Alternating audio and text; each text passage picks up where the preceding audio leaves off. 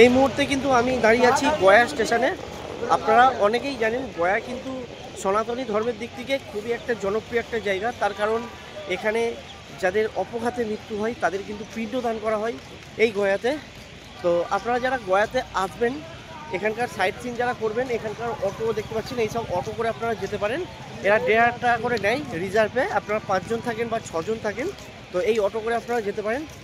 আর যদি আপনারা এই গয়া থেকে রাজগীরে যেতে চান, তাহলে এখানকার বাস সার্ভিসও আছে। সেইটা আপনি কীভাবে যাবেন,